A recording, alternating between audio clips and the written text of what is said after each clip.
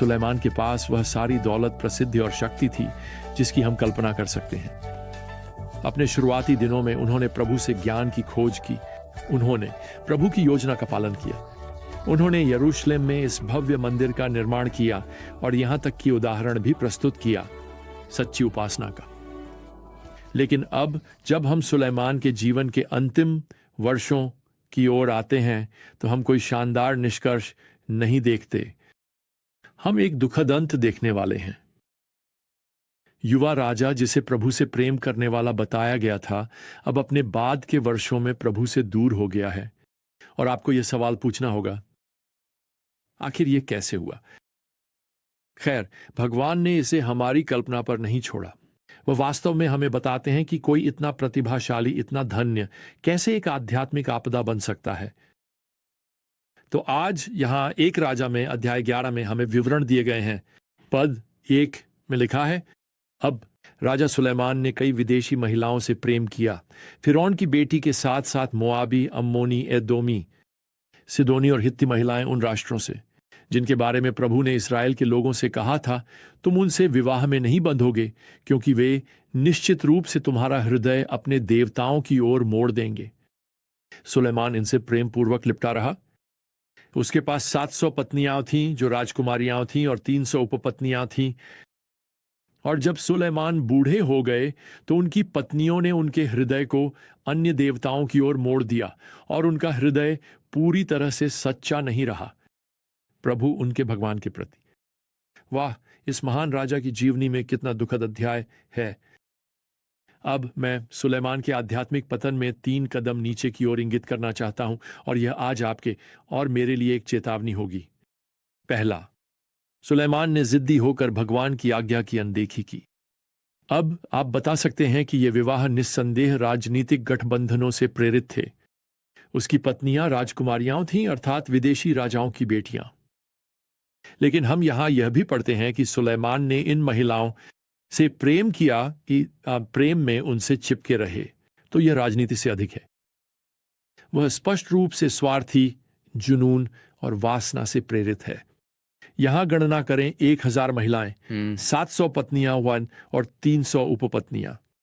और ऐसी अनियंत्रित वासना, जैसा कि उसके पिता दाऊद ने सीखा था, एक व्यक्ति को भगवान की अन्य आज्ञाओं का विरोध करने और अनदेखा करने के लिए प्रेरित कर सकती है। और सुलेमान के मामले में उसने अब भगवान की आज्ञा की अनदेखी की कि पत्नियों की संख्या न बढ़ाई जाए, अन्य पगान राष्ट्रों से पत्नियां न ली जाए।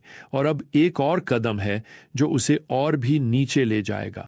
यह है, सुलेमान ने भगवान की चेतावनी की अनदेखी की। देखिए, भगवान ने लोगों को चेतावनी दी थी कि विदेशी पत्नियां या अविश्वासी पत्नियां किसी का दिल भगवान से दूर कर सकती हैं। और वैसे भगवान ने यह चेतावनी व्यवस्था विवरण 17 में दी थी, सुलेमान के जन्म से 500 साल पहले। लेकिन आज के समय में, जैसे कई लोग अपने पापों से प्रेम करते हैं, सुलेमान ने खुद को यह विश्वास दिला लिया होगा कि वह अपवाद है। भगवान की चेतावनी, आप जानते हैं, वह तो किसी और के लिए है। और यहां पद 4 में अब हमें बताया गया है कि सुलेमान की पत्नियों ने वास्तव में उसका दिल मोड़ दिया अन्य देवताओं की ओर। अब सुलेमान का तीसरा कदम आध्यात्मिक पतन की ओर यह था कि उसने खुलेआम भगवान के चरित्र की अवहेलना की। मेरा मतलब है, भगवान का कानून स्पष्ट था। सुलेमान इसे जानता था। तुम्हारे सामने कोई और देवता नहीं होगा। यह 10 आज्ञाओं में से पहली है। इस्राएली लोग प्रतिदिन व्यवस्था विवरण 6 पद 4 और 5 के शब्दों को दोहराते थे। सुनो हे इस्राएल, प्रभु हमारा भगवान प्रभु एक है। तुम अपने भगवान से अपने पूरे दिल, अपनी पूरी आत्मा और अपनी पूरी शक्ति से प्रेम करोगे। खैर प्रिय, आप भगवान से प्रेम नहीं कर सकते और साथ ही अपने पाप से भी प्रेम नहीं कर सकते। अब पद 6 हमें बताता है कि सुलेमान ने पूरी तरह से प्रभु का अनुसरण नहीं किया, जैसा कि उसके पिता दाऊद ने किया था। दूसरे शब्दों में, जबकि उसने पूरी तरह से प्रभु को नहीं छोड़ा, उसने अपनी कई पत्नियों को खुश करने के लिए झूठे देवताओं की पूजा को सही ठहराया। खैर, भगवान इसके बारे में क्या करने जा रहे हैं? खैर, पहले पद 11 हमें बताता है, प्रभु ने कहा, मैं निश्चित रूप से राज्य को तुमसे छीन लूंगा और इसे तुम्हारे सेवक को दे दूंगा। अब इस न्याय में भी यहां अनुग्रह की एक माप है।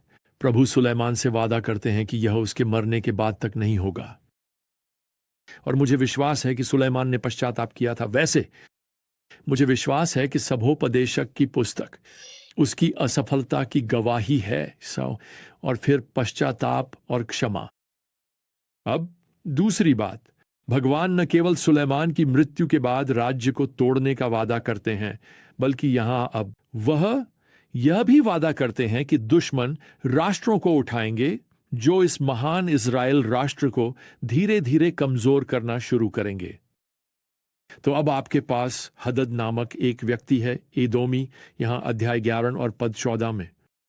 आपके पास यहां पद 23 में रेजन नामक एक व्यक्ति है जो राज्य के उत्तरी क्षेत्र में दमिश्क पर नियंत्रण प्राप्त करता है।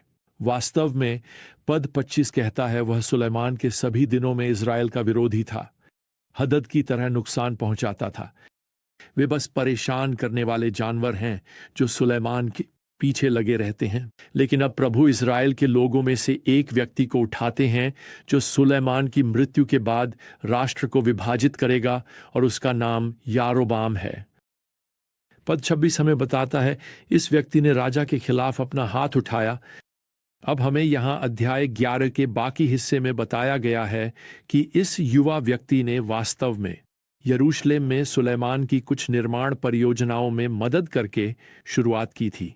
वास्तव में यारोबाम ने इतना अच्छा काम किया कि सुलेमान ने उसे इफ्राइम और मनश्शे के गोत्रों की पूरी निर्माण टीम का प्रमुख बना दिया। लेकिन यह उसकी बड़ी पदोन्नति नहीं होने वाली है। देखिए, हमें यहां पद 29 में बताया गया है कि भगवान ने भविष्यवक्ता अहिय्याह को भेजा ताकि यारोबाम को यह बताया जा सके कि इज़राइल का राज्य विभाजित होगा, और यारोबाम इज़राइल के 10 गोत्रों पर शासन करेगा, और केवल 2 गोत्रों पर एत्सोक सुलेमान के पुत्र का शासन होगा। यहां अहिय्याह के माध्यम से भगवान पद 35 में क्या कहते हैं? मैं सुलेमान के पुत्र के हाथ से राज्य छीन लूंगा और इसे तुम्हें दूंगा, 10 गोत्र। फिर भी उसके पुत्र को मैं 1 गोत्र दूंगा, ताकि दाऊद मेरा सेवक यरूशलेम में हमेशा मेरे सामने एक दीपक रख सके, वह शहर जहां मैंने अपना नाम रखने के लिए चुना है। तो यारोबाम यहूदा पर शासन नहीं करेगा, या छोटे गोत्र बिन्यामीन पर, जिन्हें यहां एक गोत्र के रूप में संदर्भित किया गया है। भगवान कहते हैं वास्तव में पद 29 में कि वह इस धर्म त्याग के कारण दाऊद की संतानों को कष्ट देंगे, लेकिन हमेशा के लिए नहीं।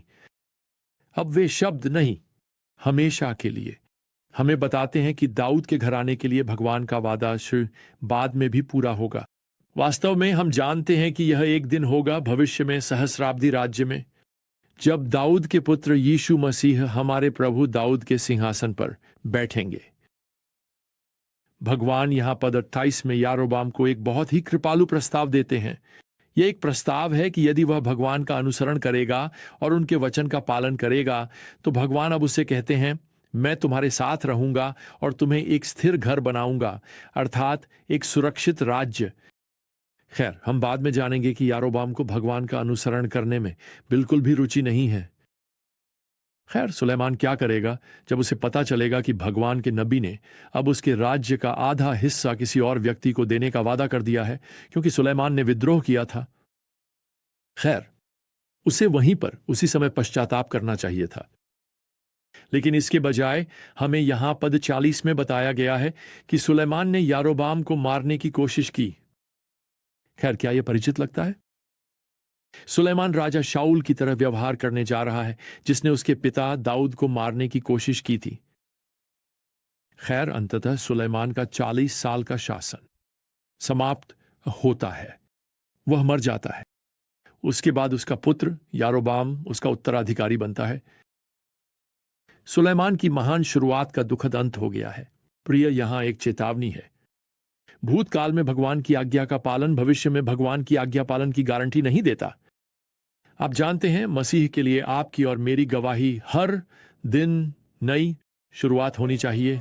वास्तव में इससे पहले कि आपके पैर जमीन पर दौड़ने के लिए लगें, हमें प्रभु का अनुसरण करने, उसके वचन का पालन करने और अपने जीवन में उसे पहले स्थान पर रखने के लिए एक नई प्रतिबद्धता करनी चाहिए।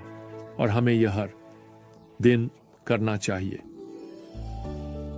खैर, जब तक हम अपनी अगली ज्ञान यात्रा पर साथ नहीं होते, तब तक प्रभु यीशु मसीह की कृपा, भगवान का प्रेम और पवित्र आत्मा की संगति आप सभी के साथ हो।